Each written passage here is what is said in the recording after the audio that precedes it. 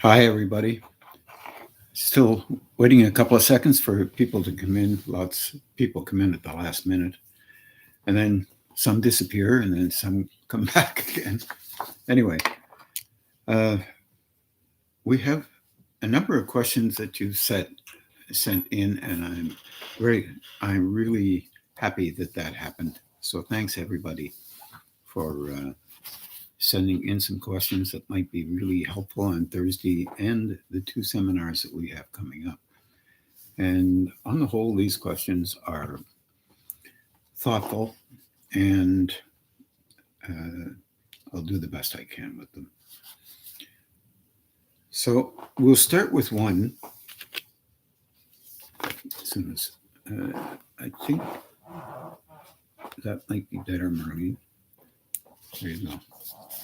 We'll start with this one from Diane Ireland in Ottawa here.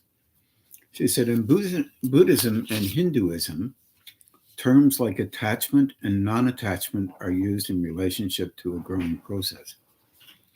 And they're used all the time, by the way, by all kinds of people who have their own definitions to this.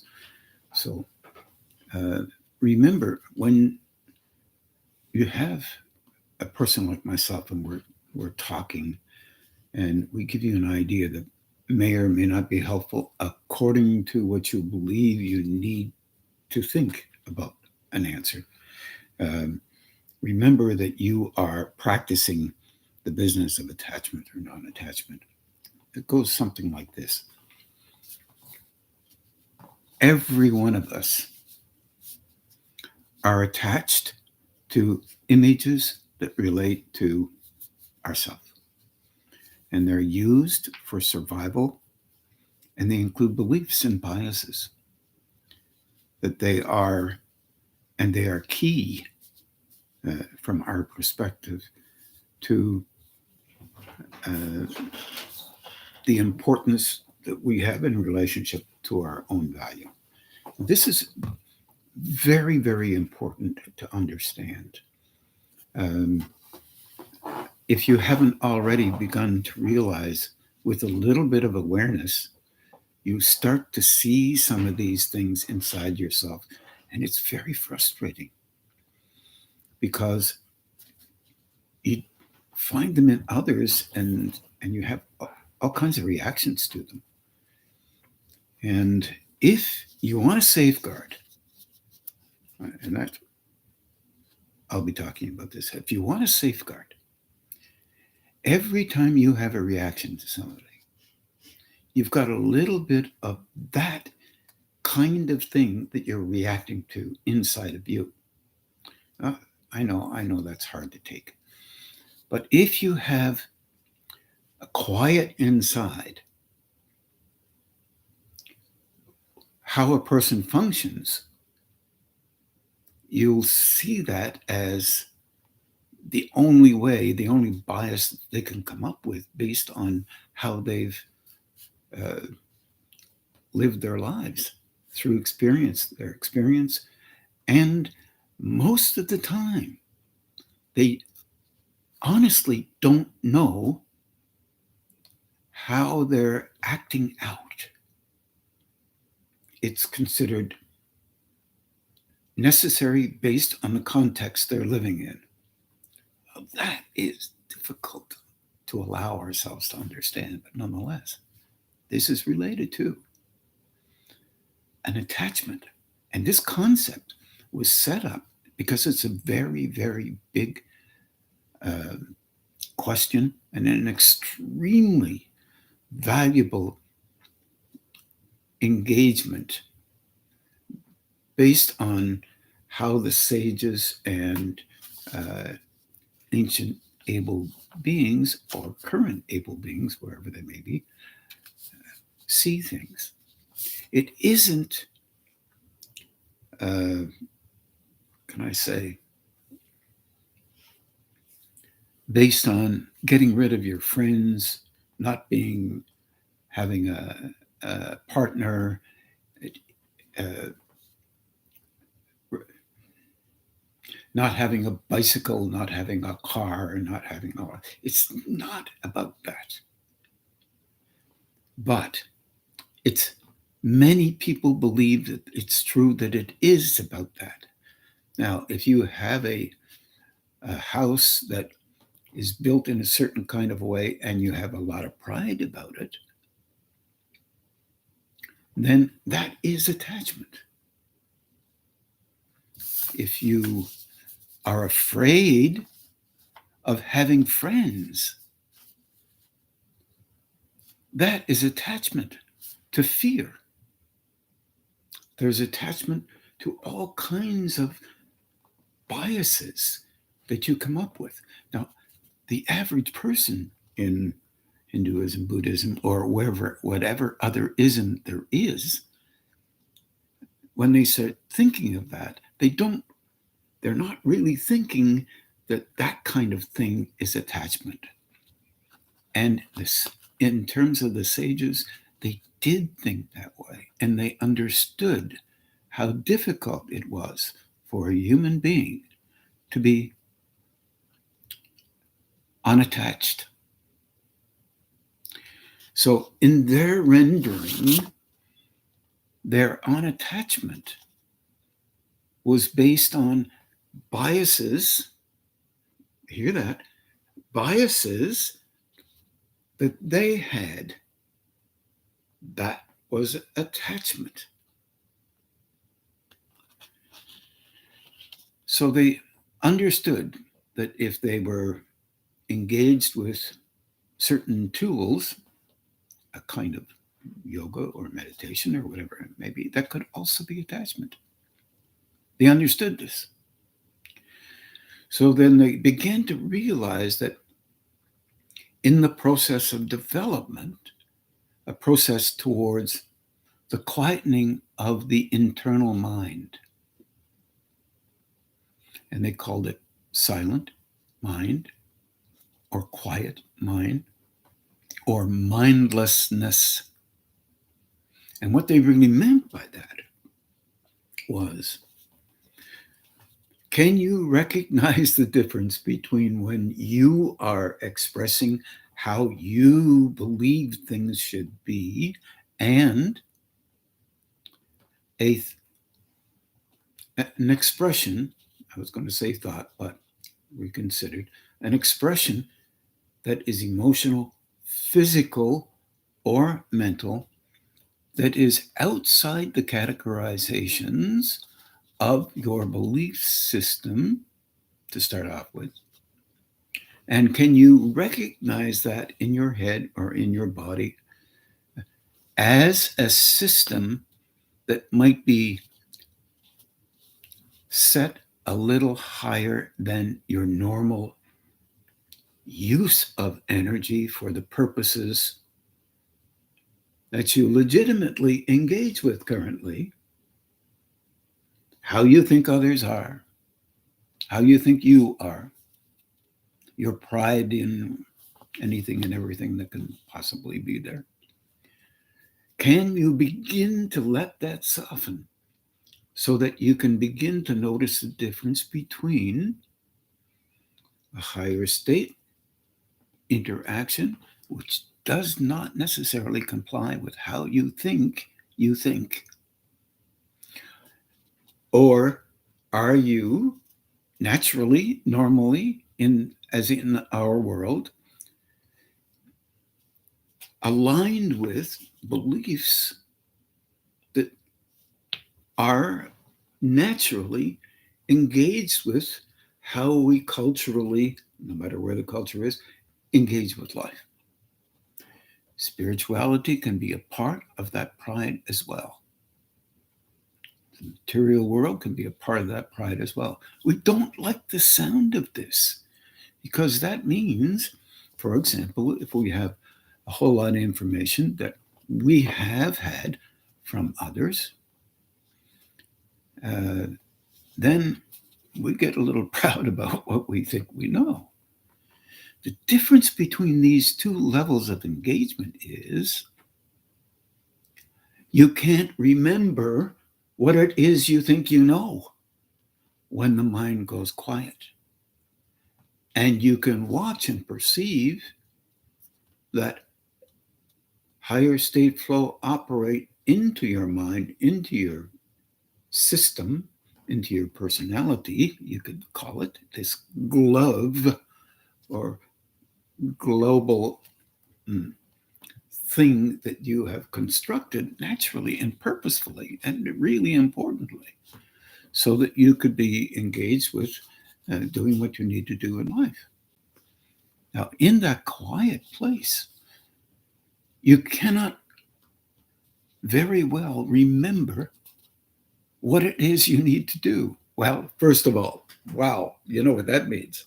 That means there's something wrong with you. Medically, there's something wrong with you.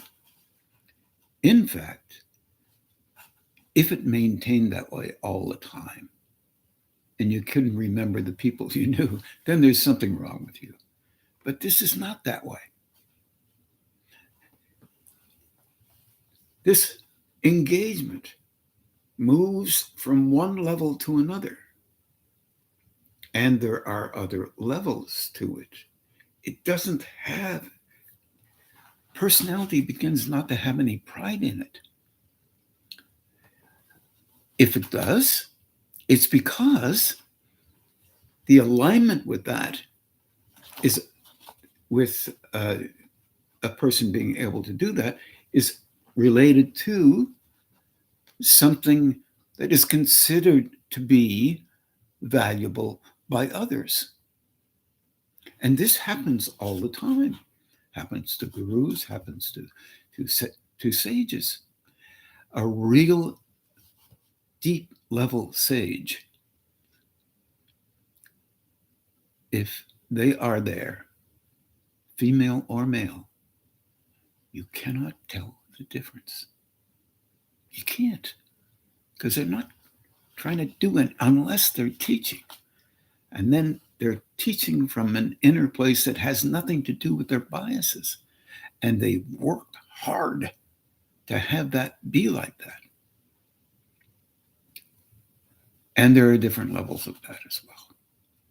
In other words, what's happening is a higher state is flowing through them because their biases are quieter, because they know the difference between their biases and that higher state. They've been trained to do that. They have learned, and it is not an easy way to engage with life, because that learning includes the recognition of an individual's addition to these things that would be spoken from that higher state. It becomes clear to them, and they make no bones about it. But it doesn't mean they don't have it. They will also, if they're hurting, if someone kicks them, they will cry out.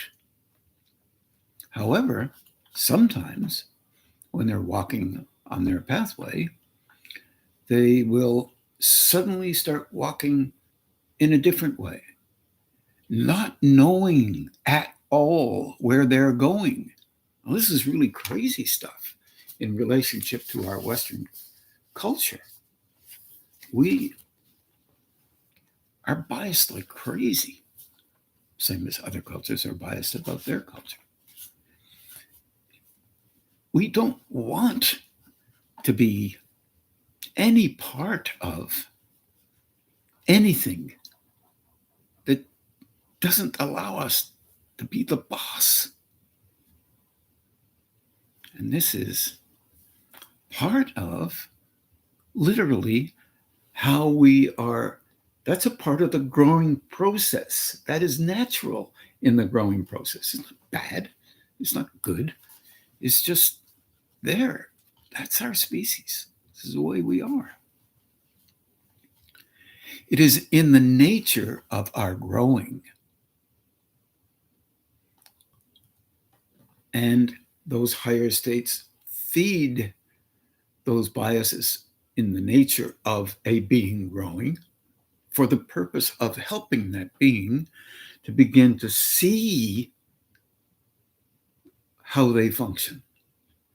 This is annoying. If you begin to see something inside yourself that has been your treasure, and the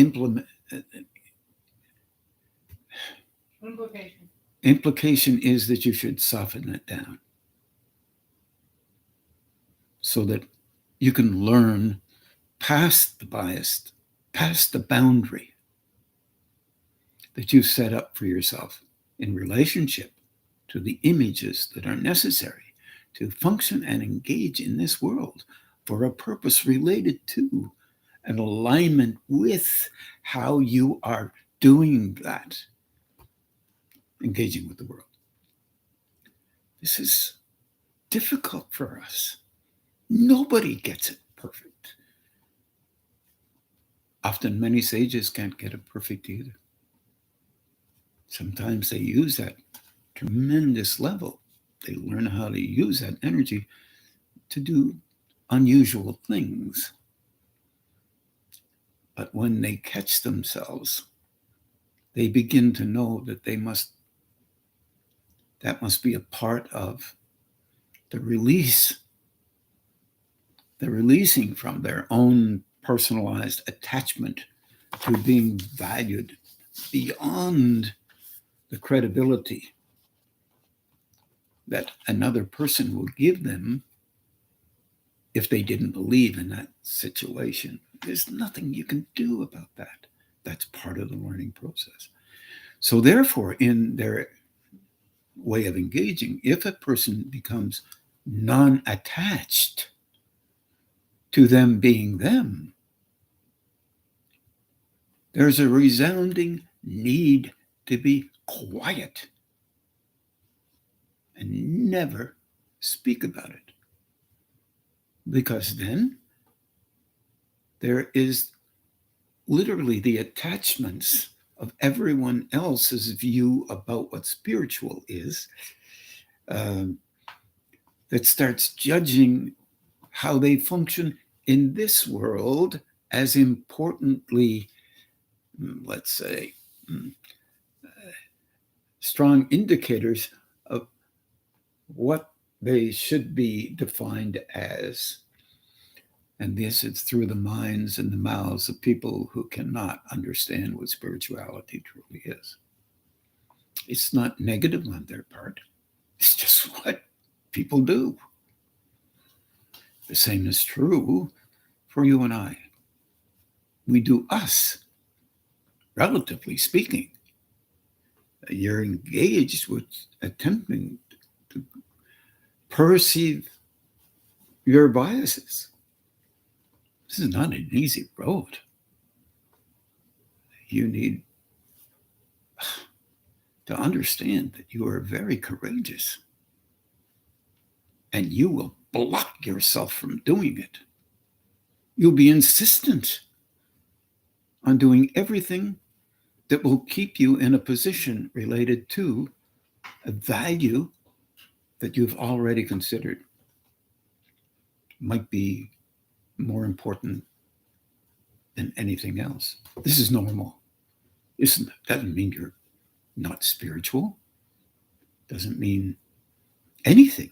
It just means you're in a process. The next trick is seeing that it's there. There's no good, bad thing in that, right, wrong thing in that. That's just what we all are a part of. It's necessary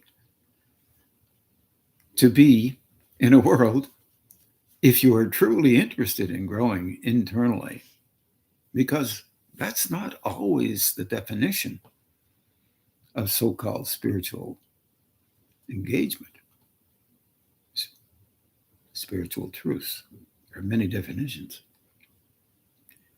If you believe one way, then you're definitely spiritual. If you believe another, you're definitely spiritual. Based on whatever culture has these ways, that is not the road of experience necessarily. It could be, But it will slowly become, over periods of time, perhaps incarnations, where you'll suddenly be gifted in a kind of a way with the realization that you're beginning to understand beyond what you could before. But all that you've done before, going through these times when you can't ferret it out really, and you believe you are, that is a part of the process of becoming more able to understand deeper than even a culture can allow you to, or your friends, or your enemies. In the meantime, in some cases, having a partner will stimulate you to realize you're not the only one who has ideas, and they may not be the same as your partner's. Cultivating patience under those conditions can be a little bit awkward because you're set up to act in a certain manner related to your attachments. In the idea of being non-attached, there have been some concepts around the idea of doing this on your own. The faster way is doing it with a partner.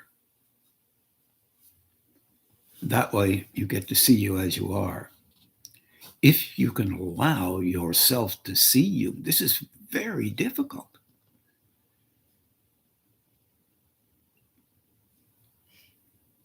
But it's your partner may be able to grow too.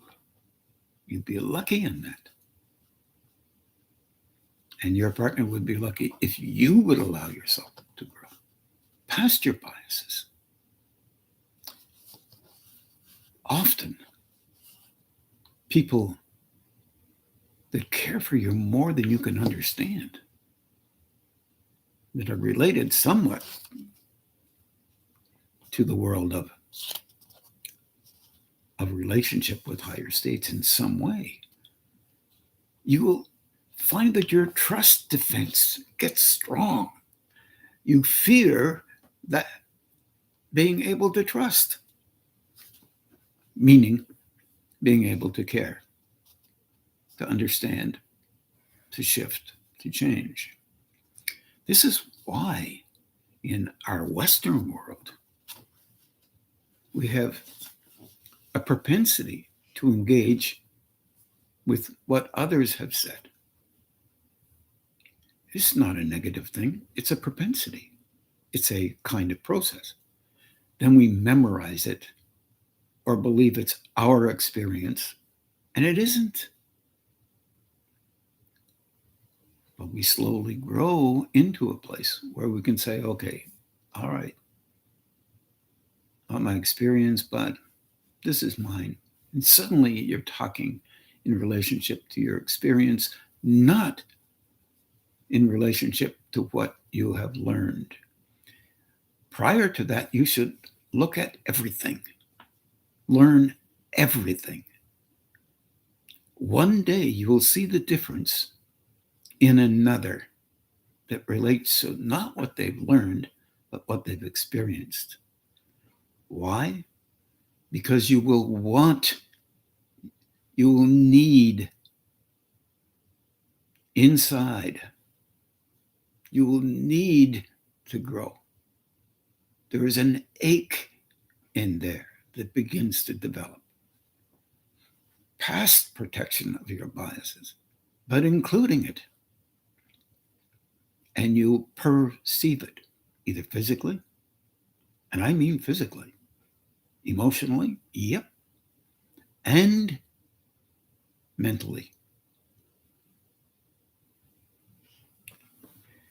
This will not make you superior to anybody else. If it does, it's an attachment. If you are giving other people heck is an attachment. Many teachers are attached. What? To what?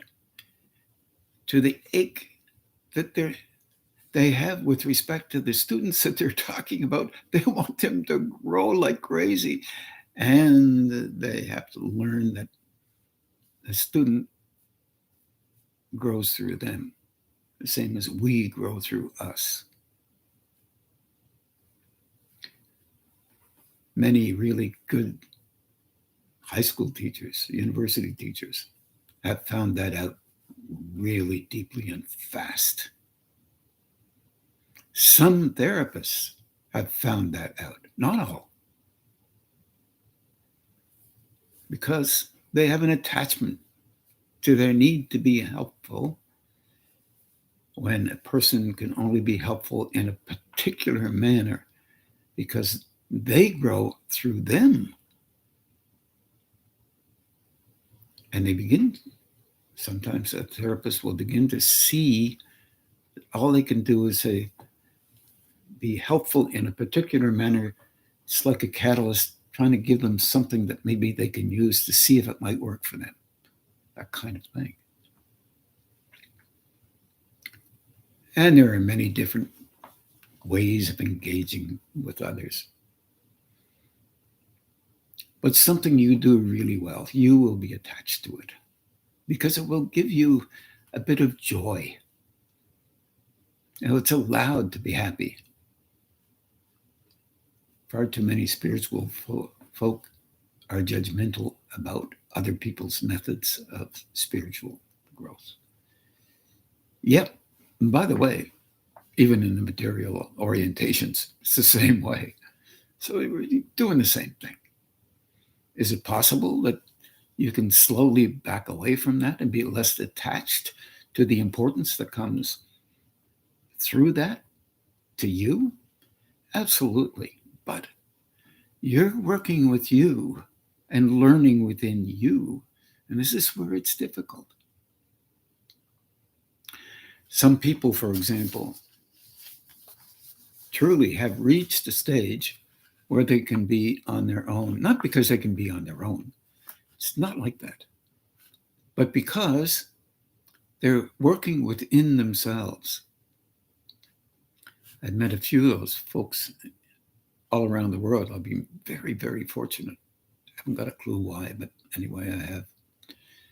And they are within themselves engaging with higher states.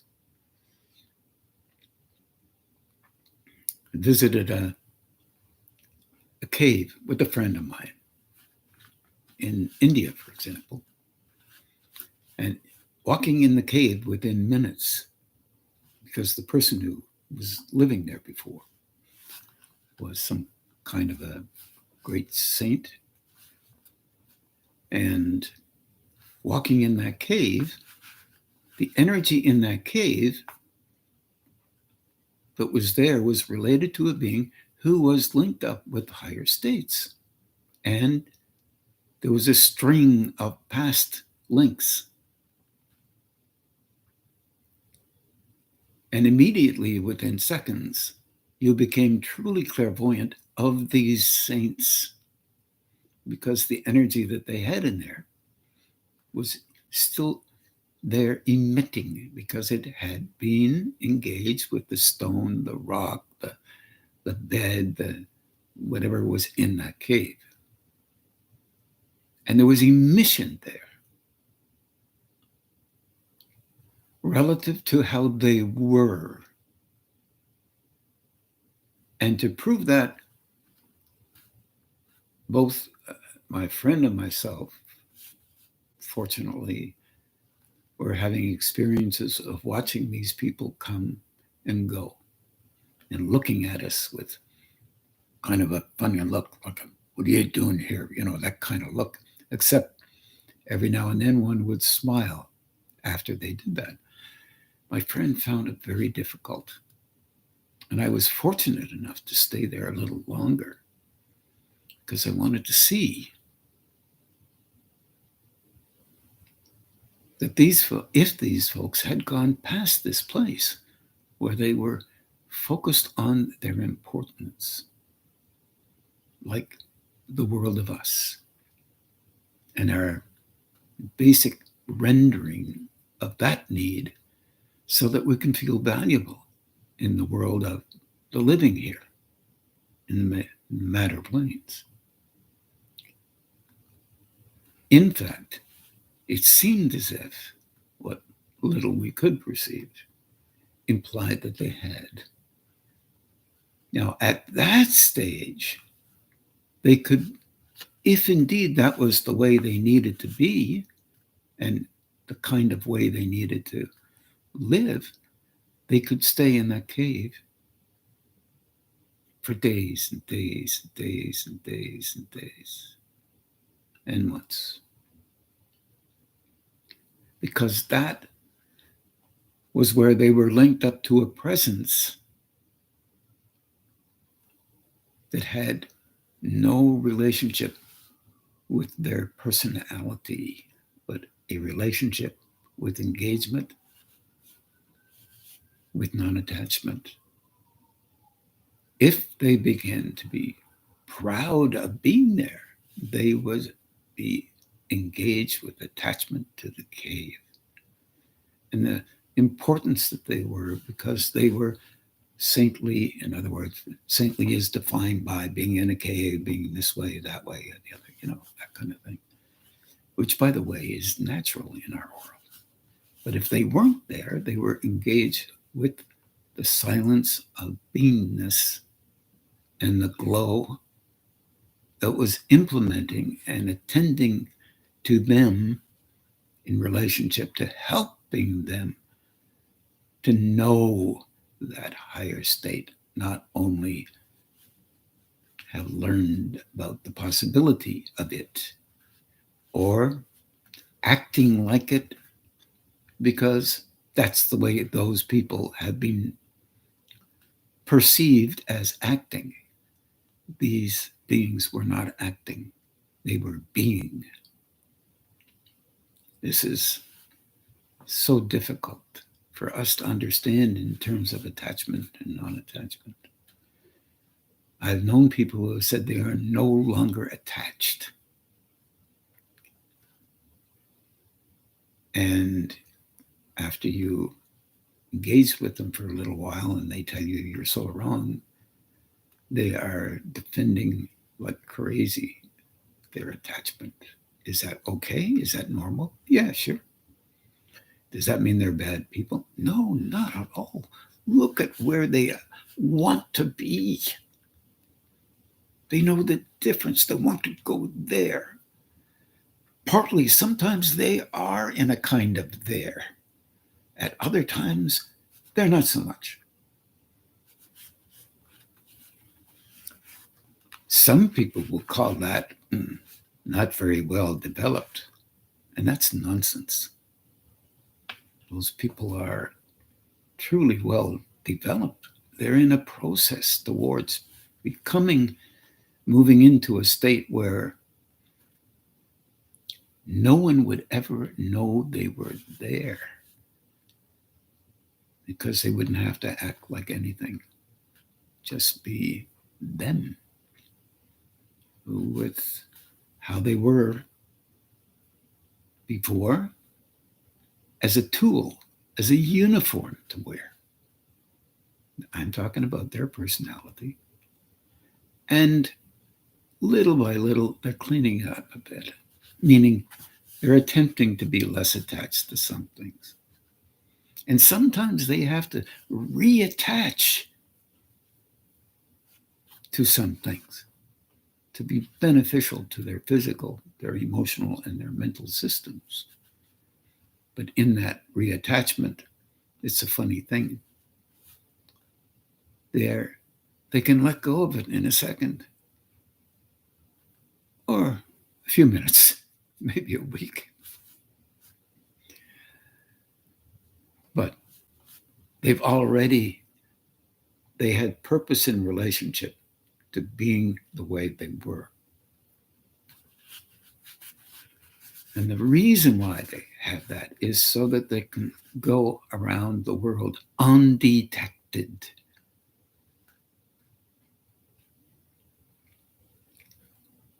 And that means unattached, but engaged with the world in the way that they need to be the way they have to be helpful to others. Unassuming, as if they're just walking through the world. They've got other things to do. They have to have a job and this and that and the other thing. And they are in a balanced position to be able to function that way.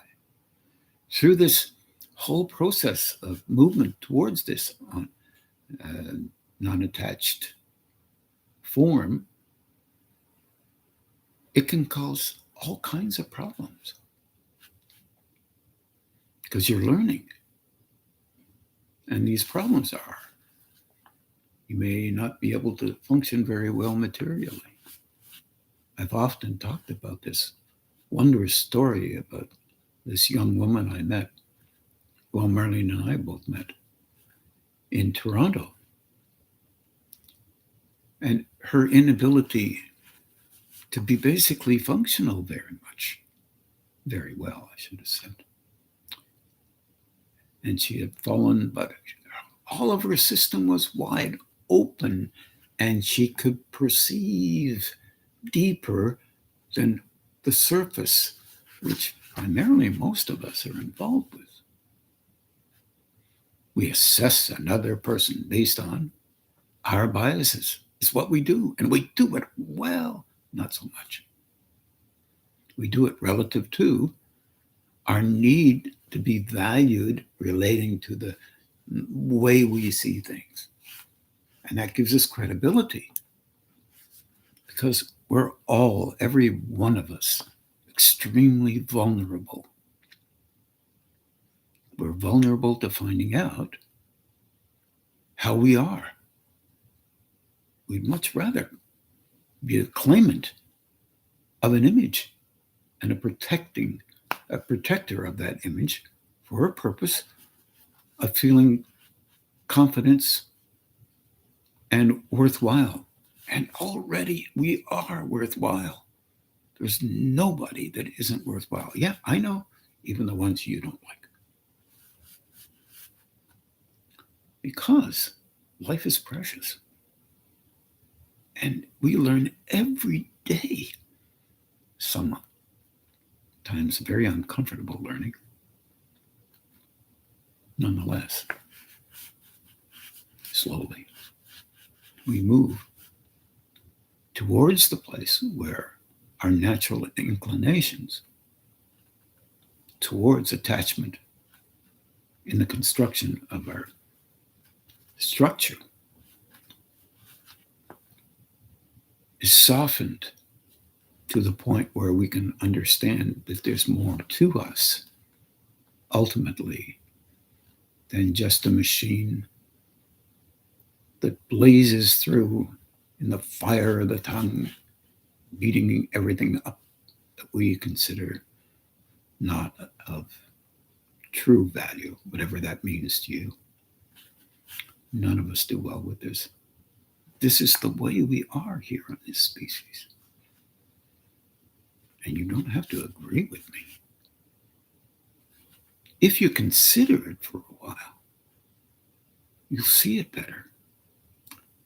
It doesn't mean you'll stop doing it. You're trained to do it. But you'll see it better.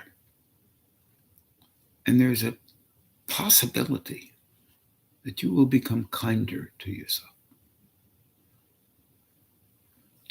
Less attached to the defense that you need, the harshness that you might use, any of us, in a tiny second, in a moment, where we believe that if we don't do things the way we are squashed in terms of being valuable. And this is part of what we do here. But we are human beings. And if we're truly attempting to learn, we need to find out what that is. And maybe if you feel that your heart can be larger, more compassionate, maybe speck loving in a different way, we can allow ourselves to understand that every single individual on the planet is attempting to engage every single day differently without knowing it. Therefore, on the surface, we attempt to battle that. And it's really uncomfortable from time to time. So, if attachment is anything, as the ancient sages were involved with it, it is the development of a perception related directly to understanding you, understanding me, understanding anyone you know, including your so-called enemies, including all of your friends. Don't be afraid to have them. They're only people. They're not perfect, and either are you. But that's the relationship with attachment that the sages knew, and they were reticent to speak about it, because if they did, no one around them would like them. And right in that statement is the nurturing of a bias. And that means attachment. If the individual can understand that that is a possibility, but not necessarily is it always so, then a little towards non-attachment is gained. I'm just going to look and see if there's anything else here that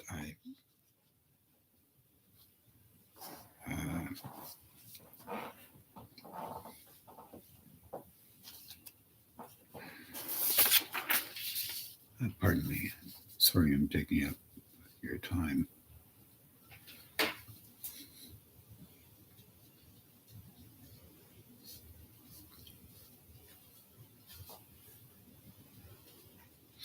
Yeah, well, maybe I'll just read this last part.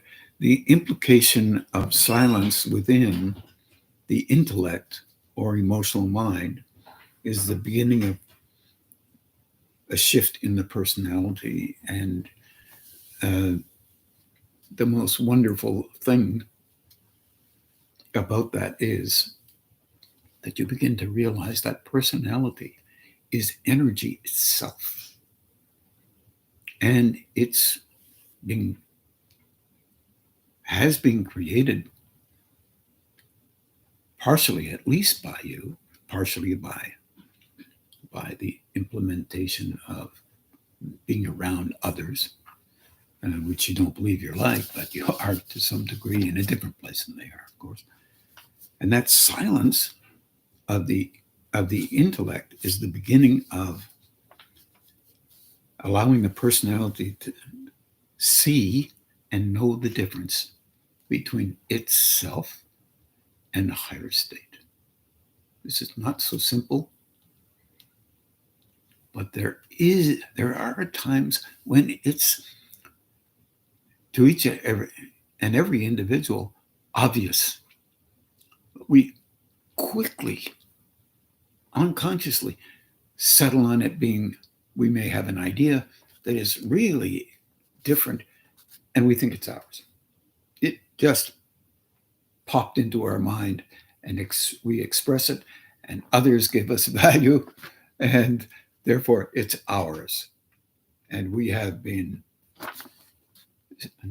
staging ourselves in that way. not a negative thing at all. It's often how ideas come up when people, and you can call that intuition, you can call it whatever you want, but it still is related to a higher state mind as it enters into that portfolio of biases that we call personalities. And often it, it's reflexive because it's so well trained to be exactly the way we think we are. And it's sometimes disconcerting if you actually begin to be able to see some stuff that you're not totally happy with. You have to remember that no one is perfect and you're okay. Just give yourself a chance to reconsider. Reactions will come back again. You'll have another opportunity, as many as you need, many as you want. Being sincere under those conditions is something that happens within you, about you. Keep quiet about it. Do what you can. In doing that, you're practicing being silent with respect to presenting yourself. And I know that this is very difficult to do. However, it is interesting to open a doorway into learning beyond what you ever could consider valuable before. But don't do your best not to be judgmental about it. Others who really understand that growing is exceedingly compromising and difficult will not see you as some terrible being. They'll understand the difficulty because they know it themselves. That's a kind of compassion. It's a kind of loving. And there's happiness in there for the individual who's actually growing. There's not as much judgment as you might anticipate because in relationship to our culture, we judge a lot. It's normally called assessment.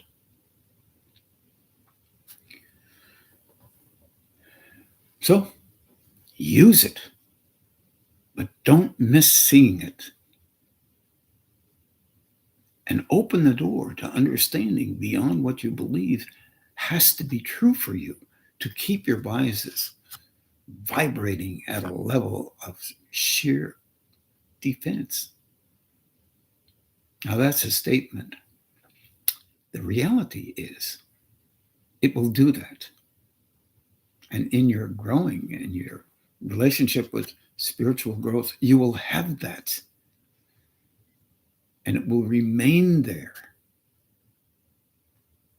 for you to see. And you'll begin to see it. And you'll begin to say, whoa, I don't really agree with that, or I don't want to be like that, or whatever it happens to be. But sometimes it will be important and it will help you to understand deeper your need to be that way because you've been trained that way. Don't give yourself a hard time for it. Each and every one of us have been trained to some degree in that manner. And we're conditioned to be that way for our own survival. Slow it down. You'll broaden out how you perceive things. That means you will learn more. And you will move into the area of understanding how sages thought, even though they still had some reactions. For example, I met one who was disturbed because people were coming to his cave. It was fairly well hidden, but it wasn't hidden that well. And then he began to realize that they were learning. And all he had to do was come out of his cave, smile, and go back into the cave. And those folks who were learning in that way felt kind of blessed in a way, touched by the recognition of this being, because they really did want to grow. But they were touched by how they thought growth should be. And therefore, they were attached. And they had to remain that way until it wasn't there, or until they could see that it was there. And what they were doing was part of it, and it was okay. A conscious awareness of those circumstances and the actions that they were taking became different for them because they knew they had that in them. So, in the other way of looking at things, others would go to that cave and try to prove that that guy wasn't really that able. And they would define spirituality relative to what they believed it was, which didn't mean it was at all. But that person that even doing that was learning through them. One day they may or may not perceive that they needed to downplay that being in that cave. Because if they didn't, it meant that they weren't as valued and valuable as they were professing they needed to be for their own, to help their own insecurity. There's no negation in that. That would be normal. Everyone probably has done it to some degree. Not everyone knows they did that to some degree. Looking back over your life, from time to time, you'll see that that kind of thing has happened. Don't beat yourself up. Try to do it less. That's the journey we're all on. Don't negate yourself.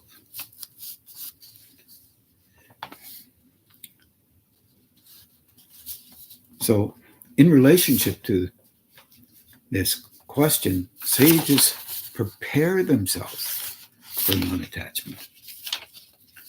Ultimately, they have to be unattached to being spiritual. The rendering, whatever it is that they have in their mind, they must let go of.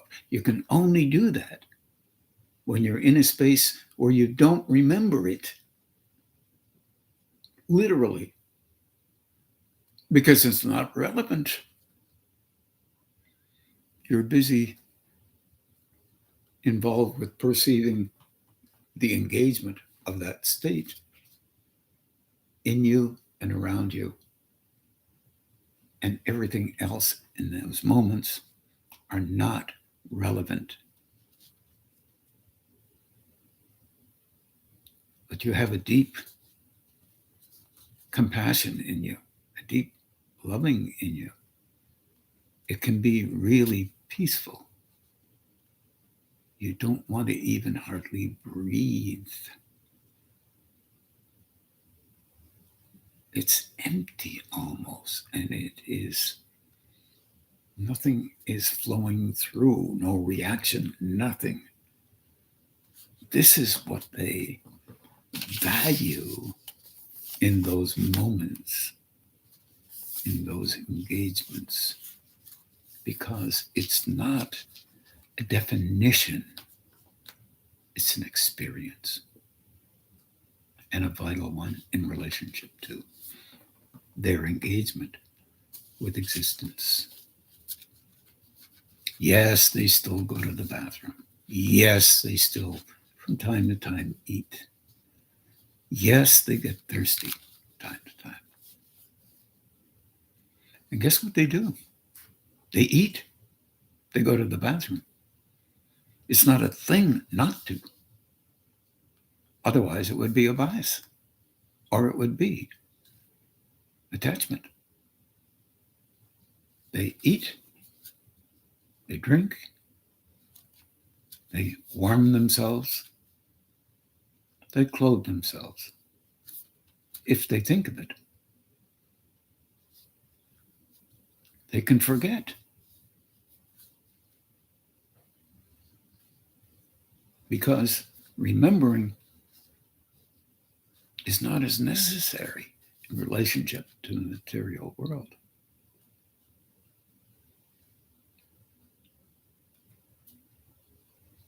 So don't worry about the idea of being non-attached.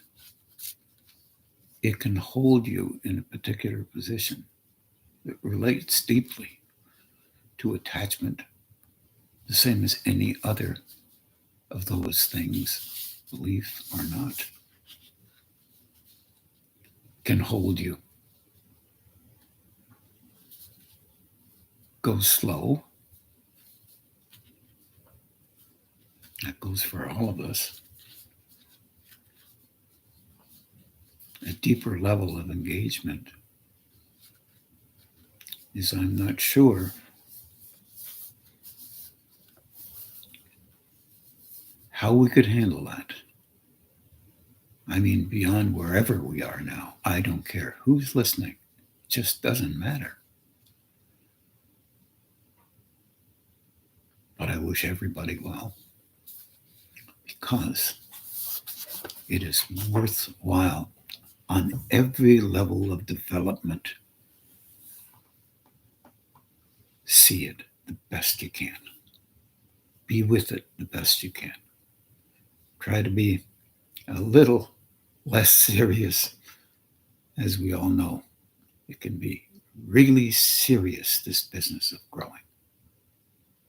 Remember, you have family, you have friends. As you grow, they need you. As they grow, you need them. Emanations are different through every level of personality bias. We can learn from each other. And I think that kind of engagement is a movement towards non-attachment to a bias that holds you in a position of never being able to grow because of attachment. I wish everybody well. And we're going to try and meditate tonight, usually around 50 to 60 minutes, something in that area. So I wish you well and looking forward to the weekend. Take care of yourselves. Good night.